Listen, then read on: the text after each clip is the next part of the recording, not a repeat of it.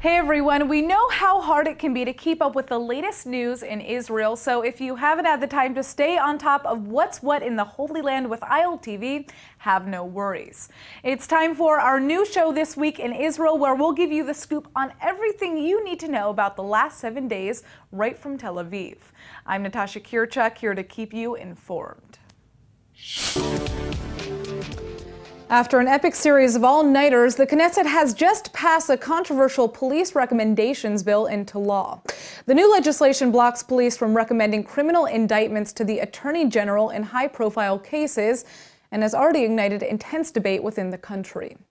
Though the new law doesn't apply to current corruption investigations surrounding Prime Minister Netanyahu, critics call this a law of shame, saying it was clearly designed to protect Netanyahu from public fallout and possible future charges. This conflict of interest is why Netanyahu actually abstained from the final vote, along with Labor Minister Chaim Katz, who is also under investigation for alleged corruption. Despite this, the bill still managed to pass through the floor with 59 votes to 54. The law's opponents, however, have not given up the fight.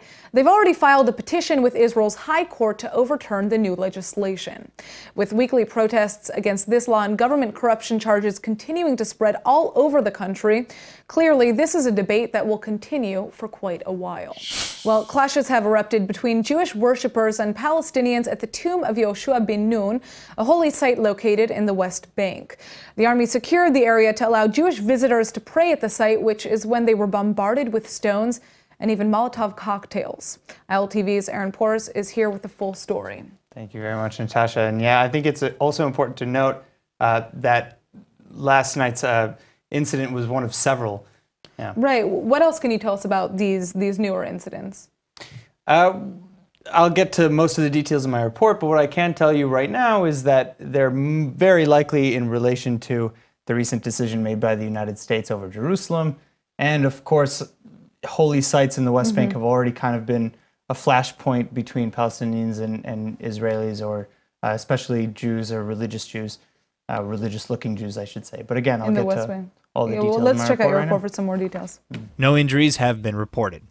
After the situation died down, the group of roughly 1,000 Jewish worshippers were able to pray at the tomb as planned. But a similar incident also occurred in the Palestinian village of Abu Dis, located close to East Jerusalem. Israeli Public Security Minister Gilad Erdan was touring the area when his vehicle suddenly came under rock and Molotov cocktail attack. Erdan is unharmed and says the attack clearly reflects the need for boosted security in the area. But others argue that the lawmaker was asking for trouble by entering the village in the first place, which is cut off from Jerusalem by a separation barrier and is populated by Palestinians in Area B of the West Bank. Israeli courts have also just convicted the Palestinian terrorist who murdered 3 members of the Solomon family last July at the height of the summer's Temple Mount conflict. He's now been convicted of 3 murder counts. The victims' families and several key Israeli lawmakers have been urging for the death penalty in this trial, but prosecutors have asked for a sentence of 4 life sentences in prison instead. Japan's foreign minister has just met with Prime Minister Netanyahu here in Israel, and apparently he's just made an intriguing offer by inviting both Netanyahu and Palestinian President Mahmoud Abbas to Tokyo for peace talks. Israeli officials have already responded, saying they'll happily attend on the condition that the United States is also invited to the table. The United States has historically played a key role as mediator in such peace talks between Israel and the Palestinians. But in the wake of President Trump's decision to formally recognize Jerusalem as Israel's capital, many countries no longer see the United States as any kind of impartial negotiator in the conflict. Especially the Palestinians, who've said that they will not accept the United States in that position any longer. Many believe Japan and China may fill the void left by the United States in brokering Middle East peace, but with Israel insisting on U.S. involvement, it's unclear whether or not these talks will actually move forward. A staggering majority of 128 nations has just passed a resolution at the UN demanding the United States rescind its recognition of Jerusalem as Israel's capital. President Trump had threatened to cut funding to nations that voted against his Jerusalem decision, but only 9 voted in Trump's favor, with 35 declining to vote. The result of the vote is as follows. In favor, 128. Against, 9. Abstentions, 35. Draft Resolution A/ES-10/L22 is adopted. Israeli Prime Minister Netanyahu has slammed the UN's resolution, while Palestinian leaders, including Hamas, are thanking the international community for its passage. Jerusalem is our capital, always was, always will be. But I do appreciate the fact that a growing number of countries refuse to participate in this theater of the absurd. So I appreciate that, and especially I want to again express our thanks to President Trump and Ambassador Haley for their stalwart defense of Israel and their stalwart defense of the truth. Though not legally binding, many see this resolution as a blow to the U.S., painting Trump's administration as dangerously isolated from the international community. في عملية السلام ولن نقبل أي خطة منها بسبب انحيازها وخرقها للقانون الدولي. On the heels of this vote, Israel has announced its official plan to leave the UN's cultural branch, UNESCO, by the end of 2018, just as it had promised to do earlier this year, following America's example. All right, well, following the United States' example, Guatemala has just announced that it will follow suit and move its foreign embassy from Herzliya to Jerusalem. Israeli leaders have praised the news, saying that it takes immense guts for a small country like Guatemala to stand up for justice like this. Relations have been warming between Israel and Latin America over the years. We saw that reflected in the UN vote at the General Assembly earlier this week. Though the resolution denouncing President Trump's decision to recognize Jerusalem as Israel's capital was passed with a crushing majority, the countries that sided with Israel says a lot about Israel's growing foreign relations. After Trump first made the announcement, Israeli Prime Minister Netanyahu predicted more countries would follow that example soon. Looks like Guatemala is the first. On the heels of that UN vote, which saw 128 countries voting against President Trump's decision, the United Nations has just announced it has slashed its yearly budget by $285 million. The U.S. has applauded this as a step in the right direction, which makes sense considering the United States is the single largest contributor to the international body. Palestinians have just launched a new project to plant thousands of trees throughout the disputed territories in the West Bank. The group says the effort is meant to prevent alleged illegal seizures of Palestinian-owned land by the Israeli government, which is why they're taking root in strategic locations in both the West Bank and East Jerusalem. This project is being overseen by the Union of Agricultural Work Committees, an NGO based in Ramallah that boosts Palestinian farming. The Israeli government recently announced a plan to build 6,000 new Jewish homes in the disputed block of East Jerusalem, which is why Palestinians will first focus on planting trees in that area. The group hopes that planting trees will be a nonviolent deterrent as well as a symbolic one that will block Israel from constructing on land that Palestinians say is legally theirs. This project will also focus on key sections of Area C in the West Bank, which is administered by the Palestinian Authority but is under full Israeli control. Israel has been accused of seizing parts of Area C and converting it to land for Jewish settlements, which experts say destroy the possibility of future Palestinian state. Israel maintains that it controls the legal permit process for Area C, though, which is why Palestinian construction and agriculture is demolished in the absence of proper permits. But for now, we'll have to see if this project will truly take root at all. All right, well, here's a story that won't shock anyone living here in the Holy Land. An annual report has just declared Israel as one of the most expensive countries to live in among the world's developed nations. Israel's cost of living is so high, it's actually a whopping 23% higher than the worldwide average.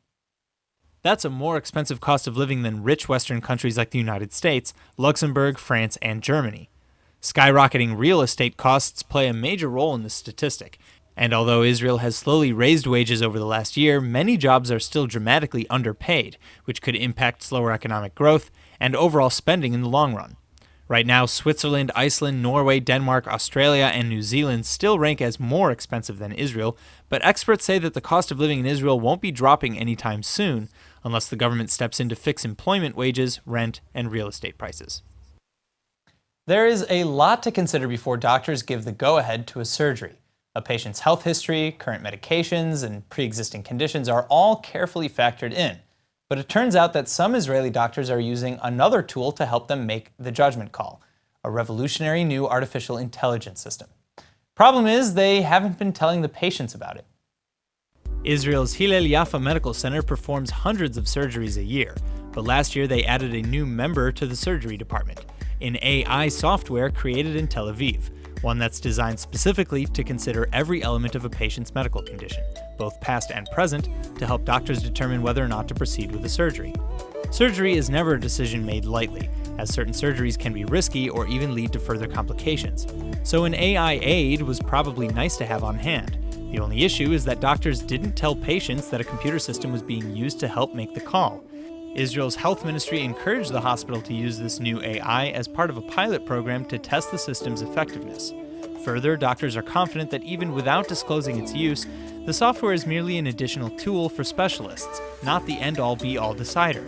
In fact, the hospital's director says the staff actually decided against the AI's advice sometimes, because in health, there's never any such thing as a 100% certainty. A controversial case surrounding the pro-Palestinian group Breaking the Silence has just been reopened. Originally, the court ruled that the group's spokesman, who claimed he beat a Palestinian man while serving in the IDF, was lying.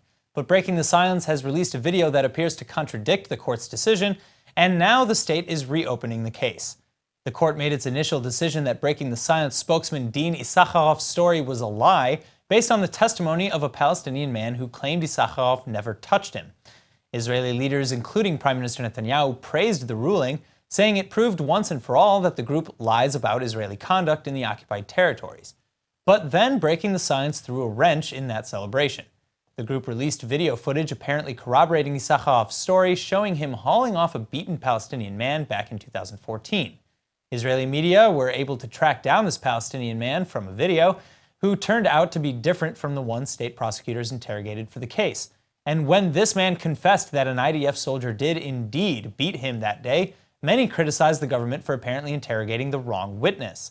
Well, the state appears to have admitted to doing exactly that by reopening this investigation, which means this debate will continue for the foreseeable future. The weekly protests against alleged government corruption don't seem to be slowing down here in Israel. In fact, one symbol spotted at a Tel Aviv rally is raising concerns and is being accused of intentionally inciting violence. Many leaders, including Israeli President Reuven Rivlin, have attacked the symbol, saying that it crosses all red lines. Here's the controversial prop in question, spotted at the rally attended by thousands last night, a cardboard cutout of a guillotine. Many Israeli leaders say the guillotine is a rally cry meant to urge bloodshed, but the protester behind the symbol has defended his actions on Facebook, saying he chose the guillotine because it's a historical reminder of the citizens' victory over a corrupt government that violated its trust. The cardboard guillotine has apparently sparked enough concern that police are now investigating the protester. This wasn't the only first in last night's demonstrations. Hundreds of right-wing voters, including Prime Minister Netanyahu's former communications director, marched in Jerusalem for the first time ever, in parallel with protests across the country. Former Israeli Defense Minister Moshe Ya'alon even addressed the rally, saying that government corruption poses a greater danger to the country than Israel's enemies. Ironically, Hamas has actually voiced support for the rallies on the group's Twitter. Prime Minister Netanyahu's Likud party has condemned the protests and the guillotine. Netanyahu himself is currently at the center of 2 police probes into alleged corruption, though he denies any wrongdoing. The Knesset is now set for a final vote on the controversial bill that would block police from recommending criminal indictments on cases that they're investigating. Opposition to this bill in the government has just taken a rather creative twist, though, in the form of a massive days-long filibuster. For those unfamiliar with the term, a filibuster is something like a long, drawn-out speech that delays any actual progress or discussion. Some see it as something that purposefully obstructs the government's work, while others see it as a perfectly legal, passive form of protest intended to do just that. Either way, this particular Knesset filibuster has certainly been a creative one. One lawmaker spent his time at the podium practicing his Yemenite accent. 2 MKs held a lengthy discussion about soccer. At one point, Shakespeare was being read aloud, and Zionist Union whip Yoel Chasson spent 3 straight hours reading WhatsApp messages that he was receiving in real time from people voicing opposition to the bill.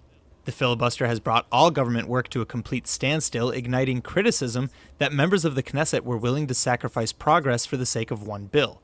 But those behind the filibuster say this bill is custom designed to protect Prime Minister Netanyahu from impending criminal charges.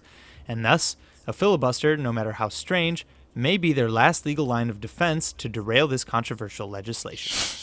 Well, at this time, roughly 50 Israelis have been suspected of trying to leave the country and join the Islamic State. Typically, these Israelis are Arab citizens, but now one man has just been convicted of trying to join ISIS, an Oleh Hadash immigrant who made Aliyah to Israel as a teenager and who actually served in the IDF. ILTV's Brett Allen Smith is here with details on this case. Thank you, Natasha. Well, first I'll just state the obvious here. No, this man does not fit the typical profile of Israelis who defected to the Islamic State. And we've learned from the prosecution's indictment that he originally immigrated to Israel under the Jewish right to return law. While serving in the IDF, he apparently converted to Islam and has since been living in an Arab village in the north. By my math, that means he's an Israeli citizen. He's been that way during the Second Intifada, the Second Lebanon War, multiple Gaza wars. This guy is a father of 5. Needless to say, it's an unusual case. Now that the guilty verdict has come in, how did investigators catch him in the first place? Well, police actually had their eye on this man for quite a while, at least half a year prior to his arrest. In 2016, he was flagged for publicly supporting the Islamic State. He then defied police orders to desist and started making contact with various ISIS operatives in Syria. He spent the next several months planning ways to get to Syria to enlist and was caught trying to fly to Turkey earlier this month, which, as we know now, is a common hub for the Islamic State to get people into Syria. And I've got the rest of the details in my report.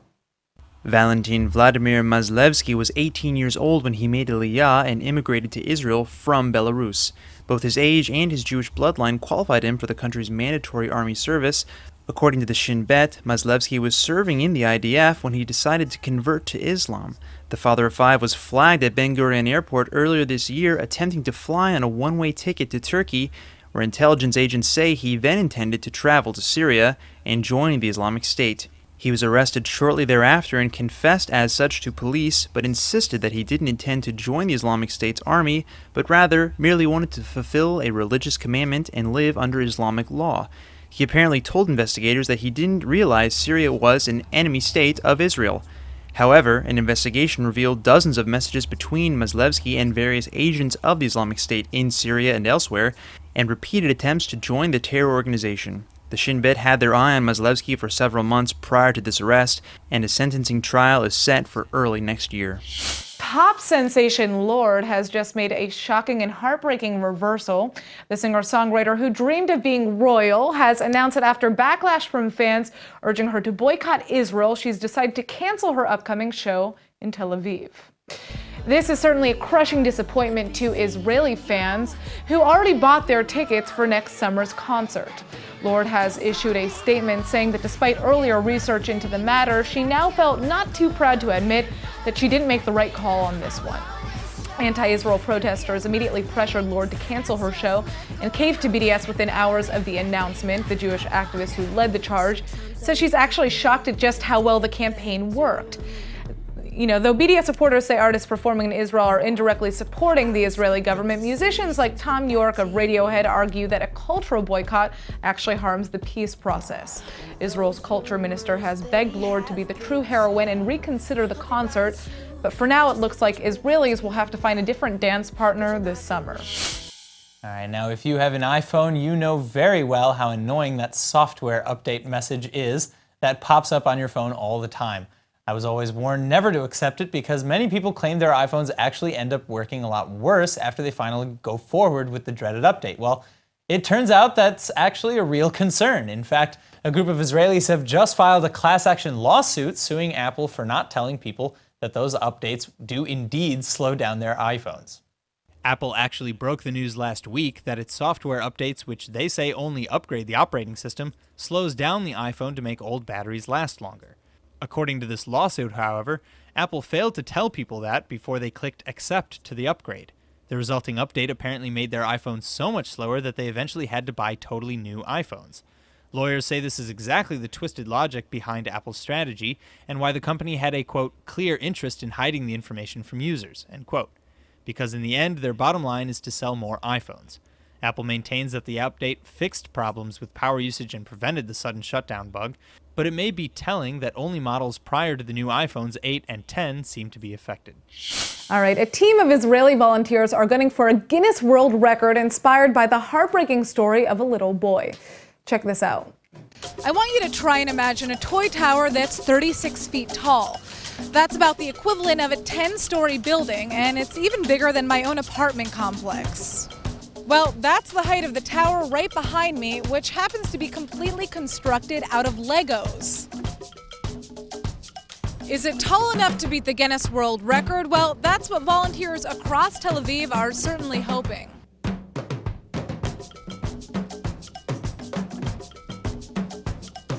This is the Omer Tower, 118 feet of plastic brick magic. But where does it get its name? Sadly, from a very tragic place. It's made for the memorial of Omer Sayag, who was a young boy, died at the age of 8 and a half. He suffered from cancer. Little Omer Sayag was often forced to stay inside because of his cancer, and that's how he ended up becoming a legendary Lego constructor. He even built a replica of the Taj Mahal. His work was so inspiring that when he tragically passed away in 2014, his loved ones found a way to keep his creativity going. And his teachers, Ben and Shirley, had a dream to build a memorial tower made out of building blocks because he loved building blocks so much. Building a 36-meter tower is no easy feat. Just look at the wires that are holding this thing up. A team of professional engineers, constructors, and safety experts have worked around the clock this week to make it happen. But they've done it, and now they're just waiting for a Guinness World Records representative to measure it. The previous record was 35.05 meters, built in Milan in 2015. But from where I'm standing, the Omer Tower has already made its mark. The 36-meter tall imprint of a little boy whose memory might just make history. All right, and now for this week's Top 5 with ILTV's Emmanuel Kadosh. Rumors have been buzzing lately that Princess-to-be Meghan Markle might potentially wear an Israeli original design to the royal wedding. And until the decision's been made, I'm here to bring you the top 5 best-known Israeli wedding dress designers. At number 1 on our list is the designer rumored to create the royal gown, Inbal Dror. Inbal graduated from Shenkal Fashion Art Academy and has since made quite a name for herself worldwide. Dror even designed dresses and evening wear for some of the biggest names in the world, like the Queen Bee herself, Beyoncé. Let's hope we see her next design at the royal wedding next year. At number 2, we have Alon Livnet. The young designer has been active since he was just 17 years old, working with some of the most luxurious European fashion houses. Livnet even trained at Alexander McQueen in London and Roberto Cavalli in Florence, so it's safe to say he's got experience. Alon has dressed huge Hollywood celebs like Kim Kardashian, Kendall Jenner, Lady Gaga, and Beyoncé. Trust me, he's just getting started. So third on our list is Berta Bridal. With close to 2 million followers on Instagram, Berta is one of the best-known Israeli designers worldwide. Berta founded the brand back in 2004, is known for her sleek style and blend between modern, vintage, and retro designs. Berta was actually named as one of the 5 best wedding dress designers in the world by Elle Italy. Her latest collection was inspired by floral and botanical diversity, and as Berta says it, every bride should flourish. Number 4 on our list is Israeli designer Galia Lahav, who's best known for her use of illusion lace and is definitely not afraid to add a little sexuality to her designs. Each dress is custom-made with every bead hand-sewn and makes every woman feel like an actual princess. The Israeli designer actually created custom gowns for each one of Serena Williams' bridal parties, so Lahav is clearly a designer to look out for. Last on our list is Lihi Hod, also a graduate from the famous Shenkal, the leading fashion design school here in the Holy Land, and went on to work for Dior in Paris. When coming back to Israel, Lihi established her own signature studio and has since been on the radar. She even won the 2014 and 2016 Best Wedding Dress Designer in Israel award. For all you brides-to-be out there, Lihi's designs are sold worldwide, so don't you worry. That's all for today's Top 5. Back to you. That's it for this week's Roundup. Tune in next Friday for our next episode of This Week in Israel. I'm Natasha Kirchuk, and thanks for joining us from Tel Aviv.